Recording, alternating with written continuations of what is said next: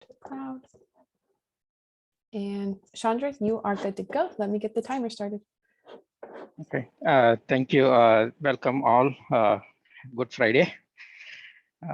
So my name is Chandrasekaran. Basically, I'm from Silicon Valley, California. I'm doing my PhD through online with the system engineering department, and these are my advisors. So my research topic is mainly adaptive reinforcement learning techniques, which can be used in self-driving cars. Okay, so a little bit of my introduction. So I did my bachelor's in 2001, and then I did my master's while working in 2005. And then PhD student from 2016, while still I'm working as a full-time employee. And so I've been last 20 years with the software, hardware, intellectual property development activities. I worked in various countries across the globe. So currently, last 12 years been in US, Silicon Valley. So I do have 22 patents, 2 startup experiences in 2008 and 2019. So I'm a senior IEEE member, Six Sigma research community member too. So and also I'm sitting a current vice chair for a SPEC graphics and workstation performance group, which is basically a technical consortium developing a benchmarks for workstations. So I represent my current company, and also I'm driving the benchmark activities and setting the directions. And also I'm a member of IEEE standardization committee, a very recent activity, the TIPS activity, defining the trust, identity, privacy, protection, safety, and security for IoT, clinical IoT devices. Okay.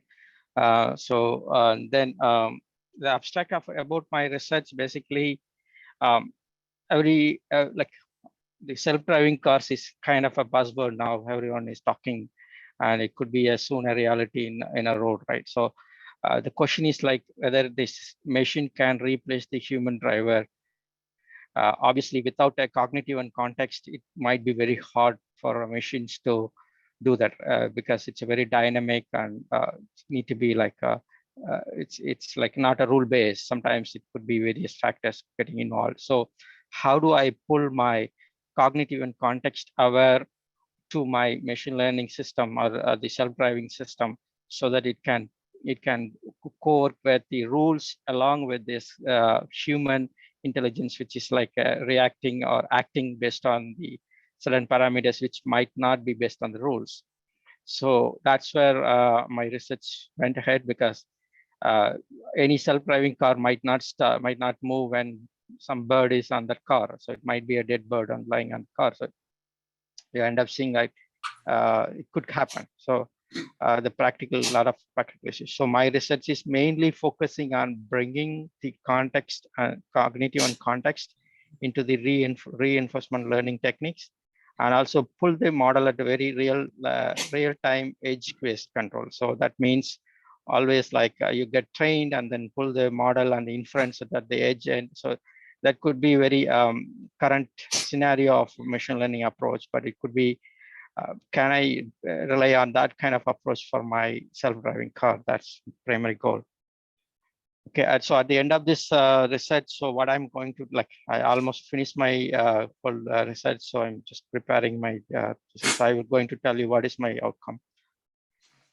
Okay, so obviously the people might aware the cognitive approach, like at least the reinforcement learning technique. Basically, you have an agent which basically taking an action based on these states, and the state or the input is fed from different factors. It could be from environment, right?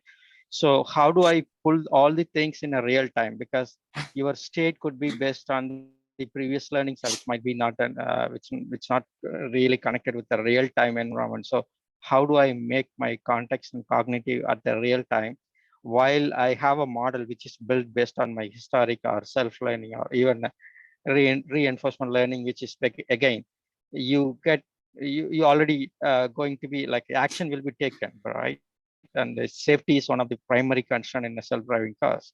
So how do I put a safety on top of above all the things? Like even my historic information don't have that particular safety information. How do I pull that? Okay, so this is basically a high-level overview about what is the theme of my research. So how do I prove that? I used basically I work for Intel as a architect here, as programming silicon hardware and software person. So I closely work with the OpenVINO. Like if you guys are aware of OpenVINO, is one of the most like edge-driven machine learning framework. Basically, it comes with the most optimized for the silicon base, right? So and if you know the deep racer, which comes from Amazon, it's a I think $350 car, which is it's driven by Intel Atom chip inside, and most of the software stacks are driven like from Intel. So and it also basically have the OpenVINO, like both the training and inferencing stack. And how do I train? It's like Amazon is basically, it's kind of a collaboration between Intel and Amazon. How they basically come up with this, basically AWS providing you the machine learning framework where you can go and build the machine learning models and then push this into the AWS deep racer car. And they do have the like simulation environment and also the real car, right? So you can, and also they used to contact like there is a world racing rally kind of thing. They used to have that event. So, and there is an environment where you can, there is a circuit they build, and your self-driving car, this is a deep racer car, will learn the path and then drive across it. So I just put over here this information, how this setup is done and what is the main thing, like what are the main parts, including software, hardware stacks involved. Okay, and is this is a top end of the car? No, it's not, but it's just a proven concept where you can come up with your own algorithm, make the car to train on the particular racetrack, and then see how can that the particular system can learn like reinforcement learning, basically based on the actions you give a reward. Either it could be it could get punished when it goes wrong, right? So obviously the agent is the car, the basic car.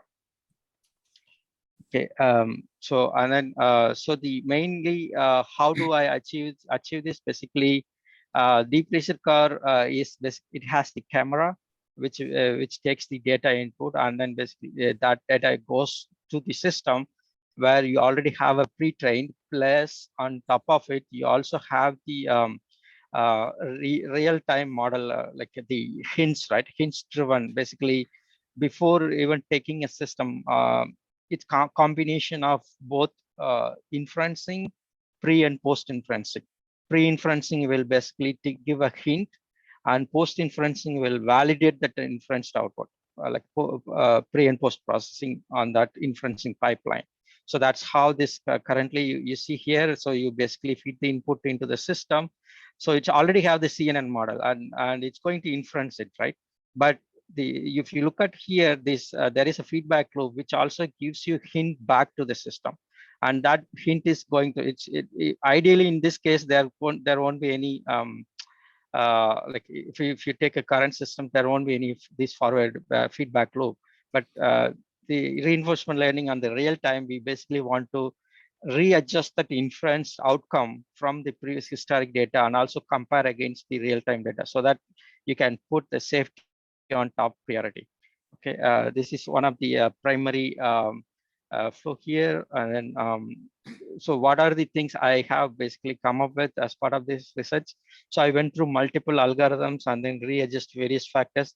Obviously, the machine learning is one of the like keep trial and error basis, right? You never climb 100%, but we do come up with the pre and post processing algorithms on top of that inferencing stack, which basically give a hint to the inference and then validate that inference output.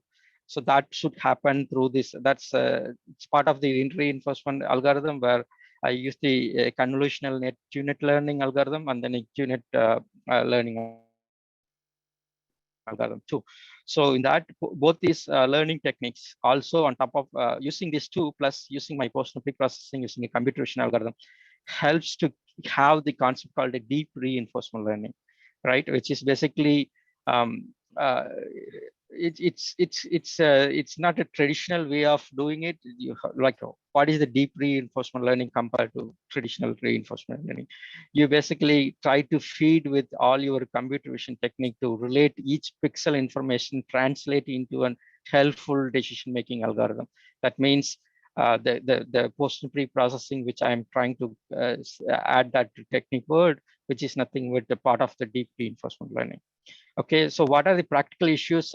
Obviously, the performance and latency, that's a primary issue any of the system, right? How soon I can get the real time updated into my traditional machine learning model, which is already as part of the system. How do I feed that into my, like while taking an agent might have the very latest realistic cognitive context data, but that's not reflecting into my decision making modules, right? So that time, what is the latency to get it updated, right? And obviously this involves various other factors, especially if you are aware of, if you're a machine learning expert, you might know that like different quantization, right? So what is that quantization can help here? In this case, uh, so I'm getting into very deep on this currently with my day work as well, which is like a highly dynamic adaptive quantization approach. In the sense, if you have an edge device, and edge device can perform much better on a lower precision, right? Like int8 or higher, lower than that int8. But when you have a system which is trained with the FE32 or higher quantized version of this thing, how do I make my edge device act on that particular model? Because that high-end quantized models will have more precision, more accuracy. When it comes to a lower quantization, you may end up having a performance issues, accuracy issues. So how do I overcome without compromising my safety, right? Because the self-learning, self-driving cars, the primary is like safety. I don't want to, at any cost, even my car breakdown is okay, but I don't want to hit anyone, right? So that's something which is the goal here. Okay. And then so this is basically the primary algorithm which I used here, and I highlighted what is the probability, right? Taking an action with the probability is what my primary goal. I had various fine-tuned hyper-tuning parameters comes into this probability area. That's where it went ahead higher range. Okay, and then just go back to the results here. I just want to get the results. So am I able to create a cognitive and context-aware reinforcement learning as part of this outcome? So I was closely success on that particular thing. I'm going to see show the results on next slide. So I took the target goal is to I could whenever I if I my self-driving car is going to go in a race track, I want to finish that episode at least one lap with the previous successful learning without any deviation or any data drift, right? Okay, this is a smooth ride and it was in the middle of that lane always. It never go turn on left and right side, right? So that's my primary goal. How long it takes, what kind of iterations, and what is that loss it happens, how many entropy feeds, like what kind of entropy plays around in that kind of thing, what is the learning rate, right? It's usually like if I train with the data on a similar track 10 to 12 times, after the 20 to 12 times, 13 times could be successful. But if I take that same learned model, right, the reinforcement learned model into a new track, completely new track, it is brand new. Like for example, if you have a self-driving car in SFO, and then you're taking that car into Las Vegas, right, or Los Angeles. Obviously, the road, other dynamics are different, so it need to learn. So you need to try to use that pre-existing models, but your car, your system, and the pre-existing model, and your driving behaviors, like all those things, your system, like the way you basically want to go, all those things are getting into the factors. Okay, so this here, key results and conclusion is basically you can see, okay, how fast I can learn, what is the optimum way that getting getting the cognitive and context information as part of my model. So you can see that like when I have the cognitive and context algorithm in place, at least this is basically number of learning trials. Basically, it trying it when you start with that in the first time, obviously you end up doing a decision reward. Reward number is higher.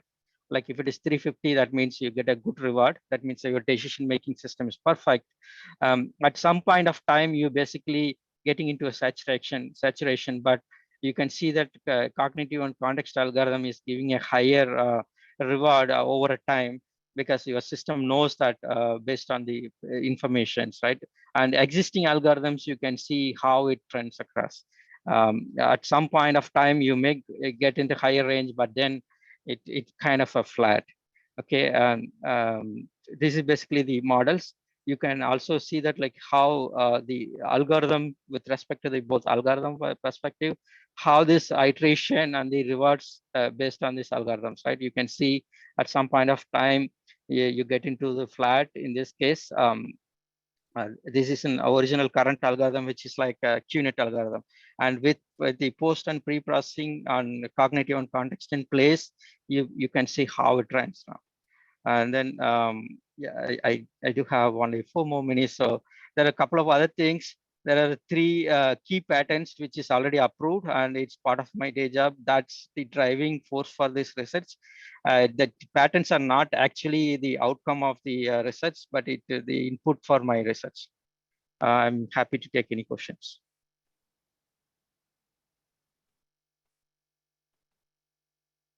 Thank you, Chandra. If any of you have any questions, feel free to unmute and ask the question that you have, because we have about 3.5 minutes left.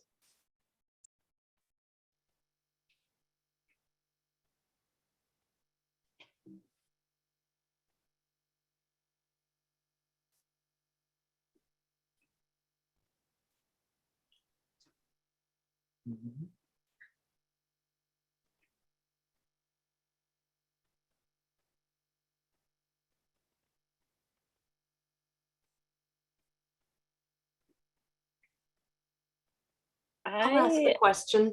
Oh, please go ahead. Oh, sorry. Sir, when you talk about based on the context and real time, I've heard the term sometimes used as near real time or context-based real time. Can you talk a little bit about the context or how real time, how you're looking at defining that? Over.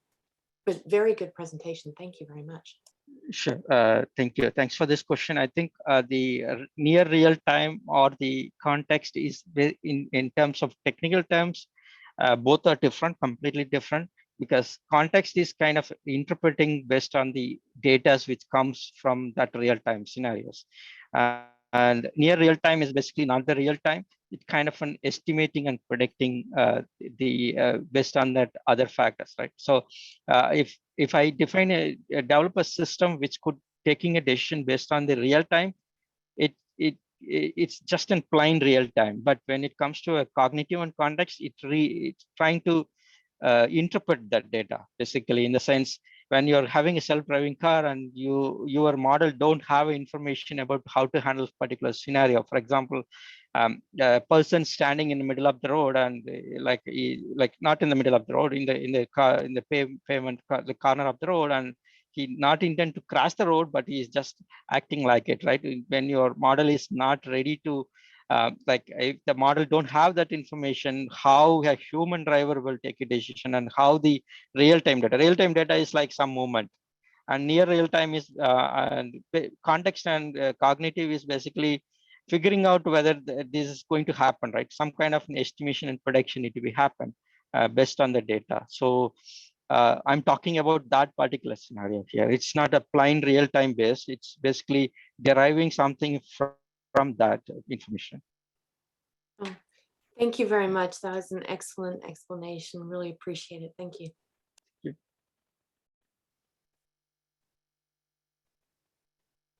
Do you want to ask your question, Erica, with our 40 seconds left?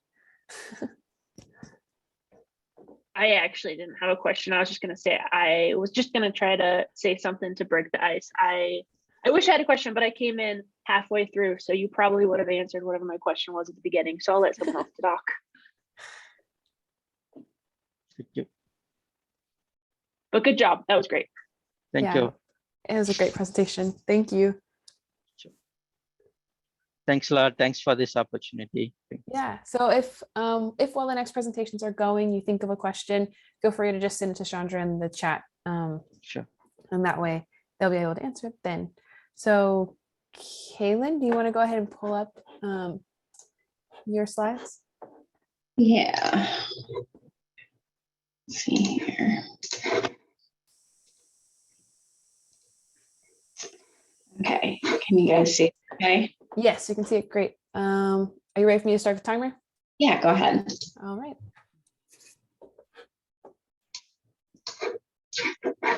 Okay.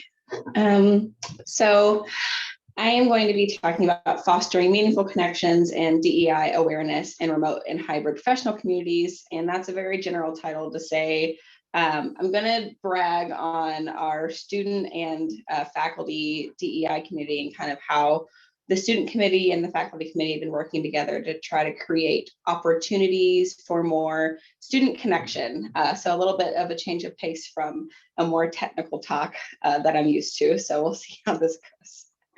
I've been in the program since fall of 2019. I'm a PhD candidate and my advisor is Dr. Steve Simsky, and graduated my master's last summer and looking forward to some more time here in the department.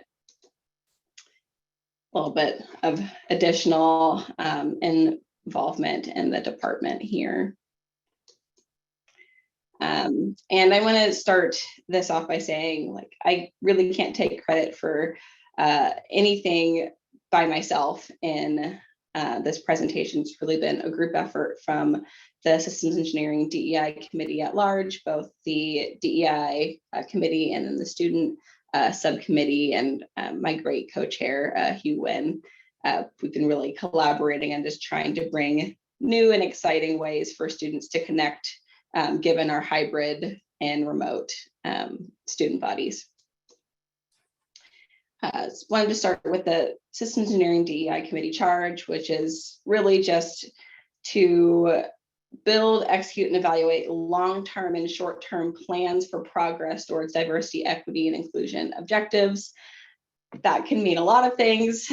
We kind of narrowed it down to 4 working groups that break big chunks of diversity, equity, inclusion goals into smaller things that we can actually break off and chew. There's the staff, faculty, and student cultural competency group, the department climate group, outreach engagement group, and the faculty hiring and recruitment group. And at some point over our last 2-year tenure, Hugh and or I have been a part of the cultural competency group, outreach engagement, and the department climate groups of the Systems Engineering DEI working groups. And I really encourage anyone that's interested in finding out more about what this department is up to in the DEI space. I really encourage you to go to our website, and it's under About Us, and then Diversity, Equity, and Inclusion. So just a little like snippet of what students in the DEI subcommittee have been up to over the past 2 years. If you haven't had a direct interaction at all with the Systems Engineering DEI committee, we held a welcome and coming student event last summer, attempted to, there's a new DEI email where DEI communications come from, which I'll kind of touch on in just a second. Outreach engagement, trying to reach out to other student organizations, and then department climate, which I'll go into more depth in just a second. But before I go into depth with kind of what we're doing and why, I want to harp on the importance of connectedness, which is defined as the perception of belonging. Lee, back in 1995, did a really great study on this, and pretty much every paper that talks about connectedness at any level, but particularly for student connectedness to any program, this paper is cited. So wanted to cite that paper there. So the importance of connectedness in academia is that students who feel connected, whether it be to their faculty members or other students or the university at large, usually a combination of the three, have an increased likelihood of health and well-being overall, academic success, and graduation. So for obvious reasons, the university, the College of Engineering, and the department is very interested in making sure that students feel connected, because they care about our students. They want us to feel good. They want us to graduate, and they also want us to be successful while we're here. So all those things really matter as far as a student experience goes. And so the Systems Engineering DEI subcommittee, as for students, decided to just try to focus on creating opportunities for connection. And we're students too, so we do this in our spare time, but trying to give both the department ideas on how to foster connection, but also trying to host events ourselves to foster connection and give people the opportunity to engage. So creating opportunities for connection, in the age of Zoom fatigue, it's like, what's another Zoom meeting? It's kind of hard to find the motivation to want to log on to yet another meeting when you're probably on virtual meetings at work all day or at school and or at school, really, for a lot of students as well. And so trying to find ways that aren't just additional meetings on Zoom to foster connection. And so I'll go into each of these in detail, but really assessing current department climate. Students are subcommittees involved in creating a DEI student newsletter, which came out twice last semester.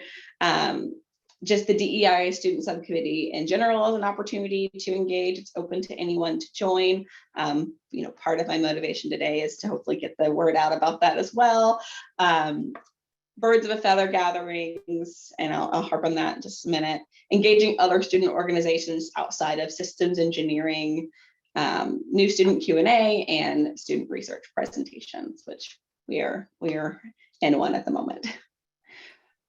Perceived student climate survey. So currently the department climate committee is working on a climate survey to give to students. I ask that you please take it when you see it come out, to understand current student climate, but also track student climate over time and how, if what the department is doing as far as intervening in student connectedness, if it's working or if it's not working, or if it's just a baseline amount of engagement.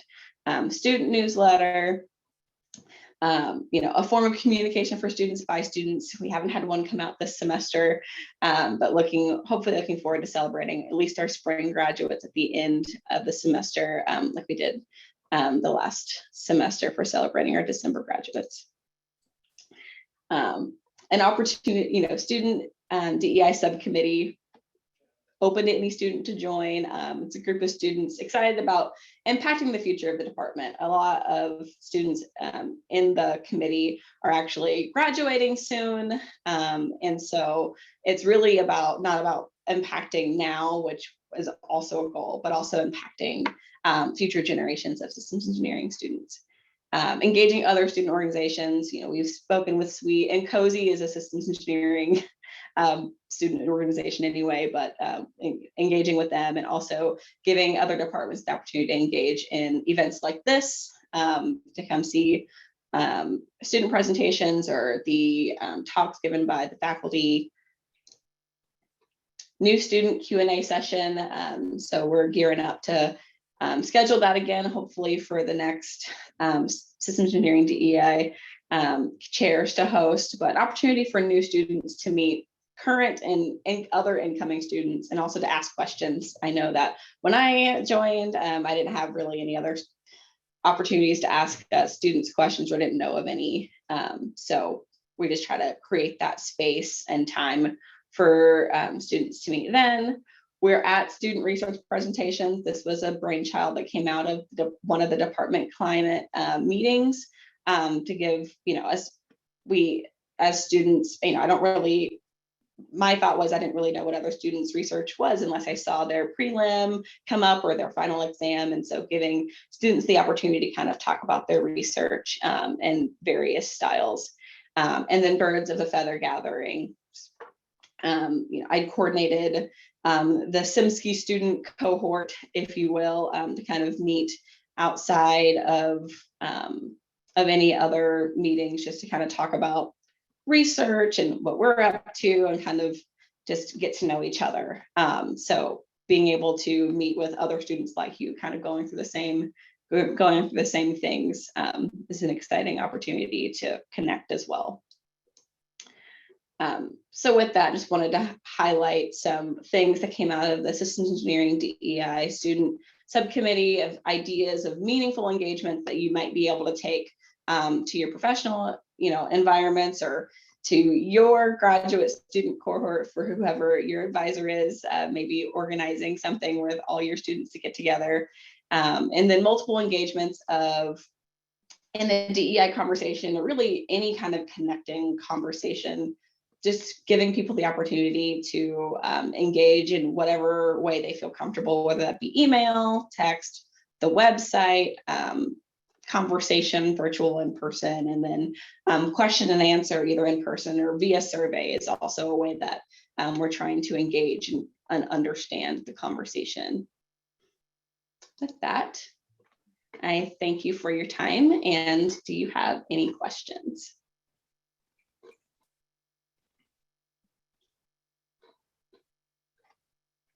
I do have a question to kick off questions, Cailin. Sure.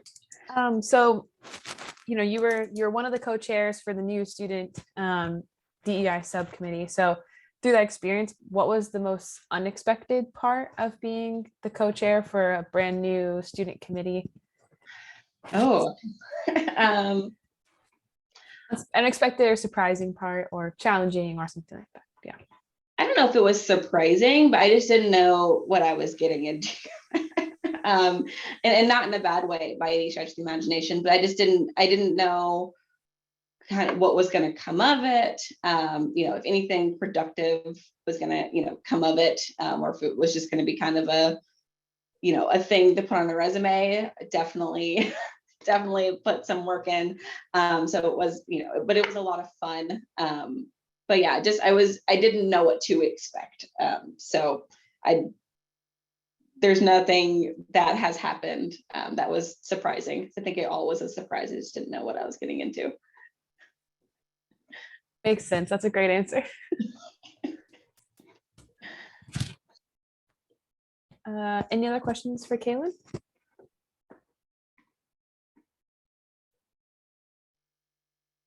Hello. Hi, Hey, Dawn. Cailin. Just wanted to say that was an excellent presentation. And I had a question around DEI and systems engineering in general. So your experience with it is a relatively new program. Are there many events on campus versus online? And how do you get more people to participate in or what are your thoughts on getting more people to participate within DEI activities within CSU? That is a great question.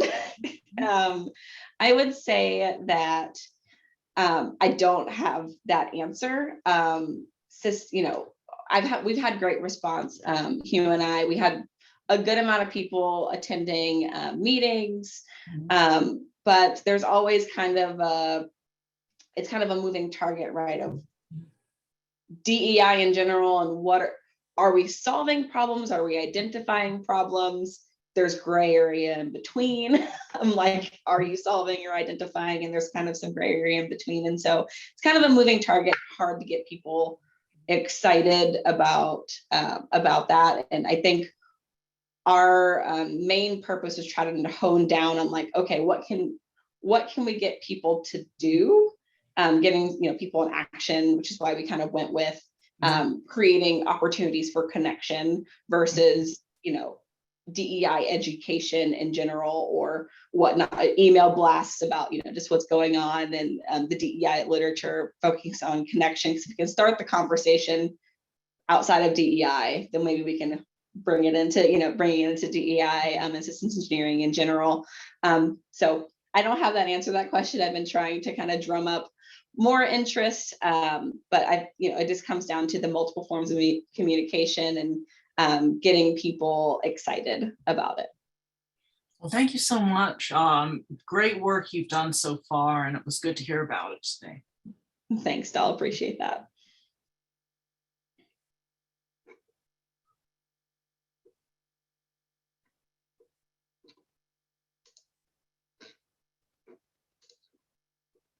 I have a question. So first, Cailin, thank you so much for championing this for us. It's really been a joy to see the organization really start to get legs. What would be your "we have arrived" moment? I know you're still working on getting the interest, but what would be your, okay, this is, now we have a good DEI? Are you looking for membership, or are there some goals that you'd like to see? That is a good question. I would say I will make this personal goals. I will not make it organizational goals. For me, selfishly, I think I would say that we have arrived if one, we had, I'll throw a number out, like 10 students kind of carry it forward that were actively involved in the subcommittee, and then 2 co-chairs that, co-chairs kind of carrying it forward. And then 2, really seeing student engagement in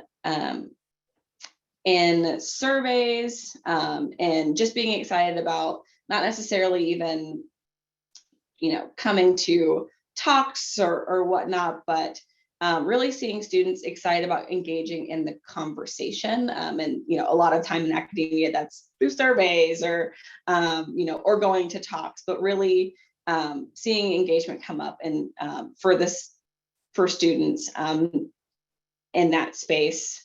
Currently, I feel like a good goal of mine that has been achieved is seeing so many students sign up for the research presentations and log on, and other students that weren't presenting log on. I mean, that's a huge win, at least, for me, from just an idea that I threw out there, Hugh and I threw out there. So one of the things that I secretly wanted to happen is happening presently. So I can't say that we have, I don't know that we'll ever arrive to the perfect DEI, because it's always a moving target, just based on human nature. It's a human target, but I would say that as far as goals for this student community in the department, we're definitely well on our way. That's fantastic. Thank you, Cailin.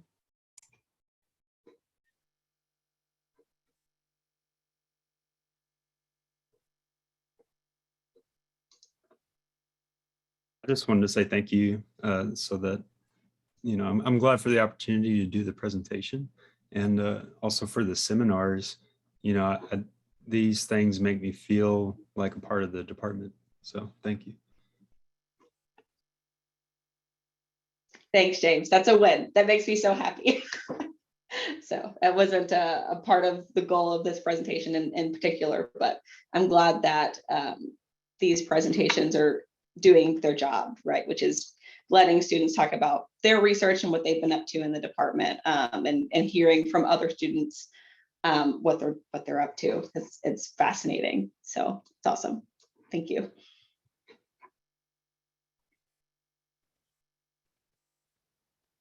Any closing questions for Cailin?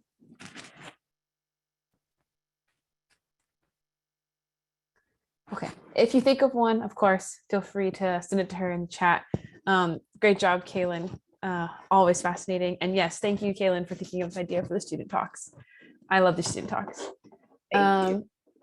Okay, James, if you want to go ahead and pull up your slides.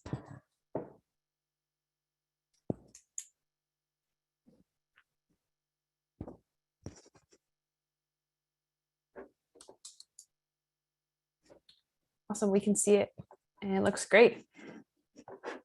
Okay, I will go ahead and get the timer started. Are you ready? Ready? All right. So it away. today I'll talk about my research topic, the end-to-end tooling challenge of engineering safe and trustworthy cyber systems. And unfortunately, I neglected to make a introduction slide, so I'll introduce myself. My name is James Wheaton, and my advisor is Wade Troxel. I've been a PhD student since 2017. I started out part-time while I was, working full-time. And, I've since transitioned in 2019 to become a full-time student on campus.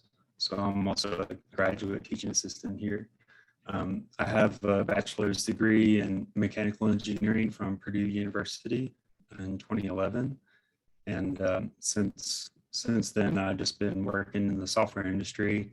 My most recent position was at KPMG as a big data software engineer and also like blockchain consultant. So I've seen a lot of different stuff, you could say, in terms of the software industry. But I want to go ahead and get started and introduce my topic. All right, so the current state of our cyber infrastructure is dire. Even last May, President Biden had signed an executive order for improving our cyber security. And, with respect, in particular to some of our critical infrastructure services like our healthcare, providers like hospitals are vulnerable, as well as like, say, oil pipelines.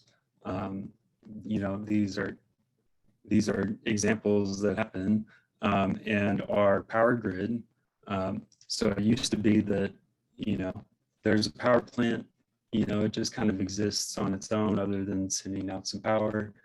But nowadays they're internet connected. So that means, they're vulnerable to the global diversity of sophisticated cyber attackers.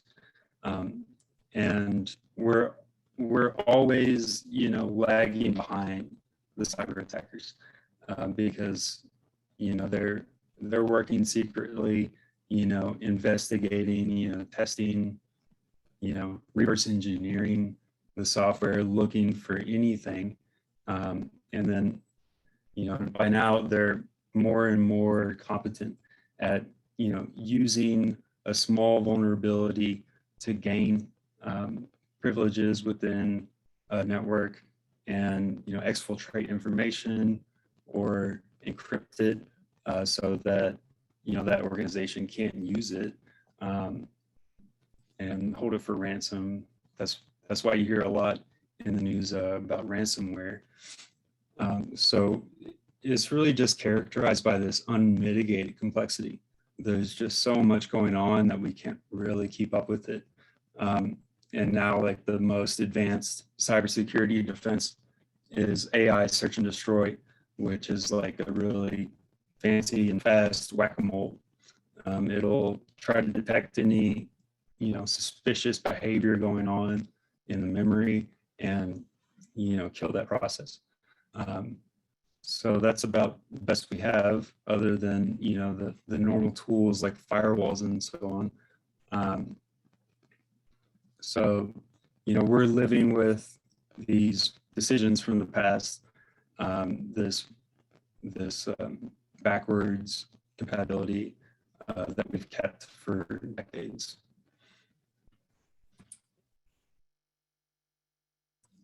So on the left, I've put together this systems thinking iceberg model for my graduate show presentation.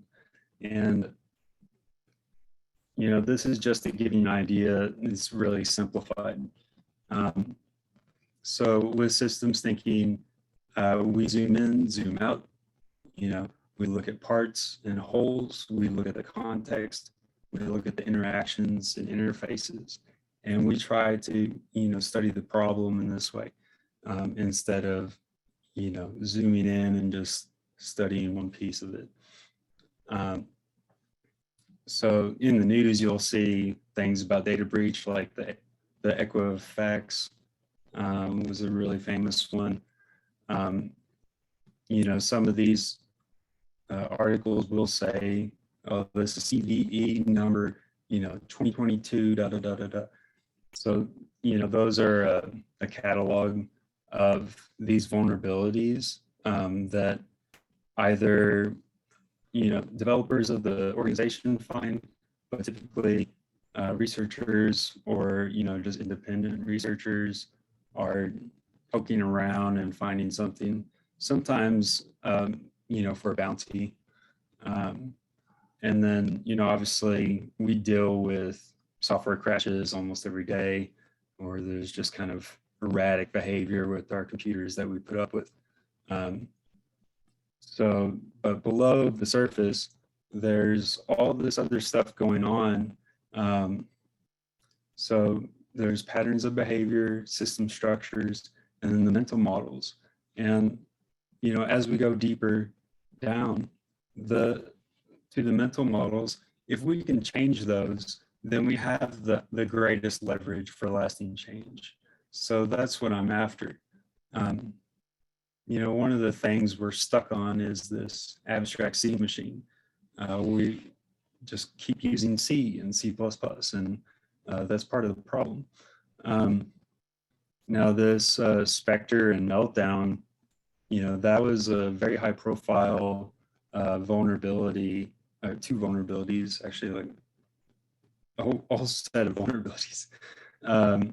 And nowadays there's still more vulnerabilities in that class. And it affects, you know, Intel microprocessors since 1995, some AMD processors, ARM processors. You know, it's really bad. It's an architectural thing so that it cannot be patched. There are mitigations, but now, you know, the you know, cyber attackers have figured out some ways to get around the mitigations, so they're not as effective. So Intel has tried to patch this in their newest versions, but still, you know, we're kind of stuck with that decision there that we want this abstract C machine to, you know, execute our code sequentially, but we want it to do it really fast. So we do this speculative branching and other tricks to try to make it fast. And it opens up side channels for attackers. So it's a big mess, really. It's like a tire fire, Springfield tire fire. This XKCD comic, you know, gets circulated a lot now. So you can see all this modern digital infrastructure is just kind of precariously stacked on top of each other. And there's this project some random person in Nebraska has been thanklessly maintaining since 2003. Well, you know, what happens if that project goes down, you know, if that person dies, or, you know, like they didn't document everything, they haven't passed on the project to someone else. But in particular, you know, that person's probably not being funded appropriately.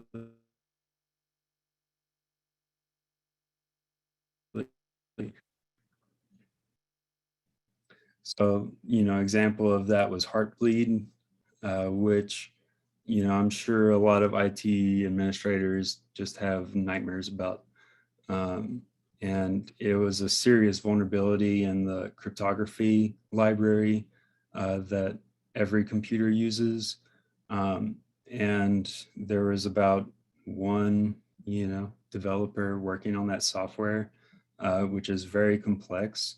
And they're really not, at the time, they were really not getting any funding. I think now it's since been improved, but, you know, there are thousands of projects like that where companies depend on the software, but they're not funding that software. So here's the Conger ice shelf in the eastern Antarctica that a couple of weeks ago just collapsed and disintegrated. So, you know, this is fine. So modern computing is really characterized by waste, wasted computing cycles, heat waste due to excessive power consumption, material waste caused by the planned obsolescence. If you can stomach it, you can look up some pictures of, you know, children burning piles of electronics to extract the precious metals from it. There's wasted human effort, wasted money. And in particular, since I'm an engineer, I don't like wasting my time and effort. So it becomes very frustrating when I have to, you know, do all this extra stuff, which is not related to my task in order to, you know, get on through things. And it's, you know, distracting, and it can pull me away from my thinking, right? So that's where we're at. You know, it's really sad state of affairs. My research objective is to design a clean slate personal computer. And this is a excerpt and picture from Alan Kay's paper from 1974, a personal computer for children of all ages. It was a pretty famous paper. This device was never really created. And I found this interesting quote in there. What then is a personal computer? One would hope that it would be both a medium for containing and expressing arbitrary symbolic notions, and also a collection of useful tools for manipulating these structures, with ways to add new tools to the repertoire. So that's really important, is that you see this person has the autonomy to do that. You know, they don't have to go to, you know, a software development boot camp, learn Apple Swift, you know, just so that they can make some app to make a form so that they can collect some information, you know, from their community or something like that. So there are like all of these barriers in between them and their task, which don't really have to be there. In particular, on this idea of this Dynabook personal computer, is that, you know, they can manipulate their knowledge. Whatever they learn, they save it in there, and be able to link that knowledge with new knowledge that they get later or past knowledge, so that, you know, it becomes an exocortex, an extension of their brain. They can keep things there so they don't have to remember it. And in particular, they can find it later, you know. So that would be, you know, very powerful, and we don't really have that today.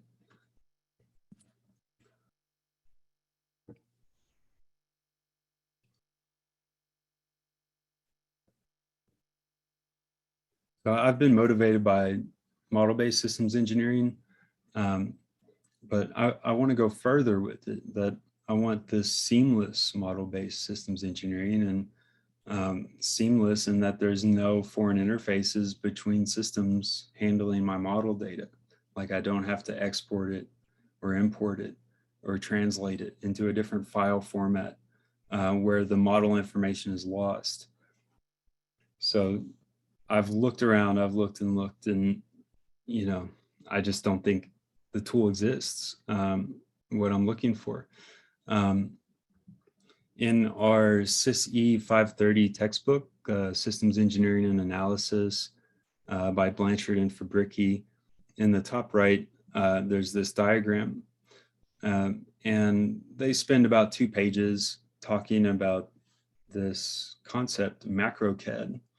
And you can see that it's a tool that covers a greater, greater span of the acquisition phase and utilization phase. so it's not just limited to the physical modeling or, finite element analysis, that would be like a separate tool. So, it's inclusive.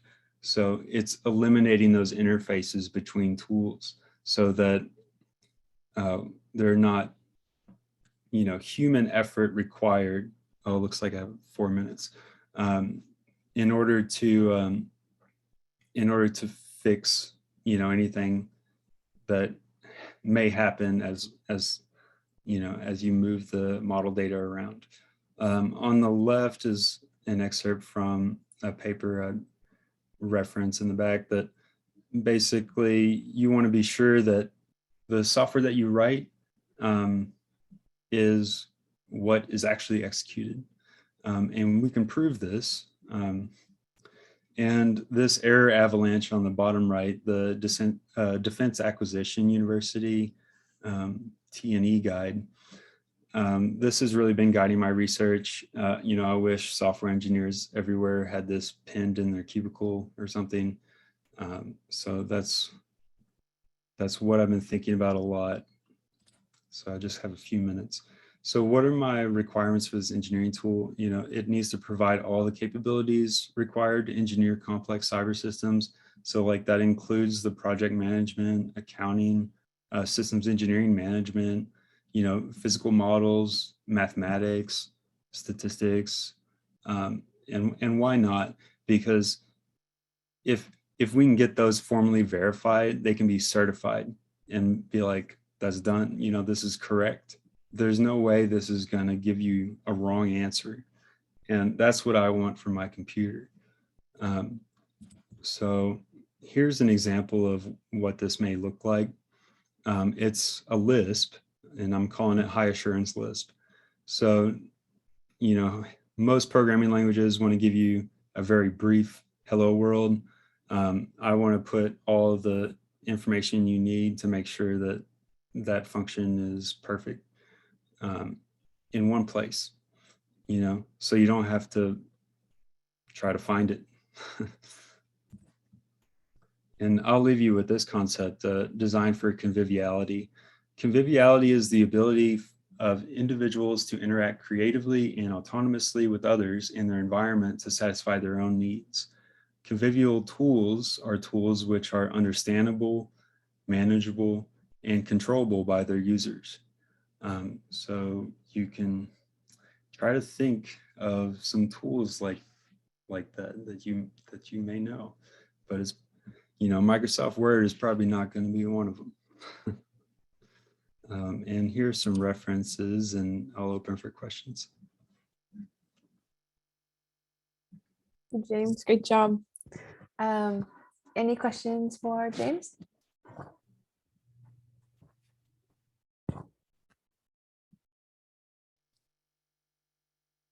Hello. Hey, James. Oh, hi. I had a quick question. I like your presentation. I was thinking that we need to do more for cybersecurity.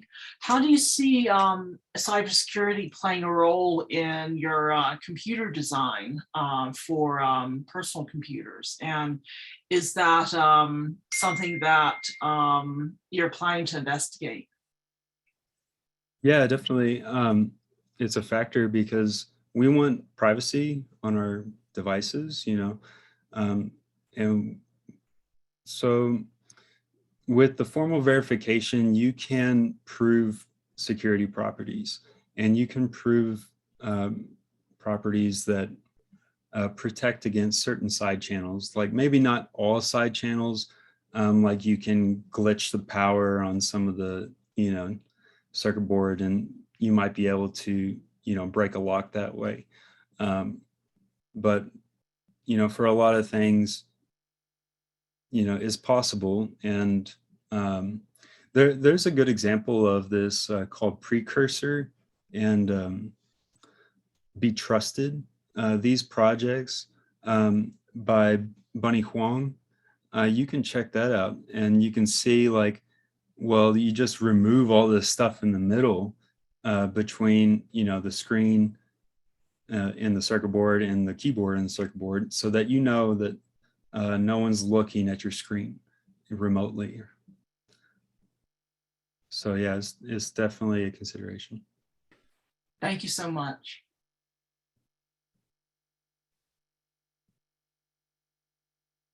Okay, James, I have a couple of questions, maybe one question.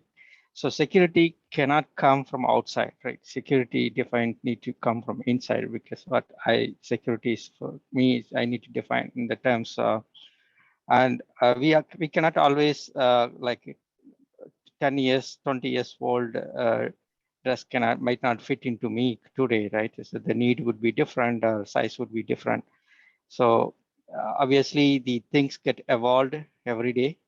The computing world is moving much faster, and obviously there is a lot of unknowns. That unknowns might bring a lot of security issues. So do you see, like, from your clean slate, how do you define that unknowns could be discovered? Like, what kind of framework would you think? Is that something pre-existing, or do you think that's something which need to be developed? Are you saying like, let's say I developed some software and I just didn't think of something that it ends up becoming a security vulnerability? Is that what you're referring to? Yeah, basically you're thinking about current today's scenario about security. Tomorrow that need could be completely different because of the use case or the computing need, or the industry moved in a different, like much faster than which you anticipated. Yeah, I mean, I would like to use as many international standards as possible, but some of them are so complex that they introduce vulnerabilities. And I'd also like to use as much physical stuff as possible, like say Ethernet, but maybe not use the protocol. So you're saying that the security needs will change. I'm thinking that we can write it in our system requirements.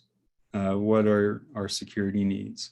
And those will be traced throughout the system, and verified, so that when a physical device is actually constructed, we know that the security needs are met. Does that answer your question? Yeah, basically, in the sense, I'm trying to, when you define, you're going to define based on your known current need, right? So I'm talking about the future potential threats. Like some feature could be like some aliens are thinking about some aliens intersecting the computer network, right? That's something which nobody can anticipate. Yeah, like we're not going to have perfect security, and there's always the vulnerability of the person. There's another XKCD comic about that. Even if you have a great password, someone can knock you on the head or something, or threaten you. But the point is we can do better. Yeah. Okay. Yeah. We're currently a little over time. So thank you for everyone for sitting with the questions. Those are great questions, wonderful presentations. And I will plan to have this up on the website end of next week. So you'll be able to watch the recording if there's any presentations you want to rewatch.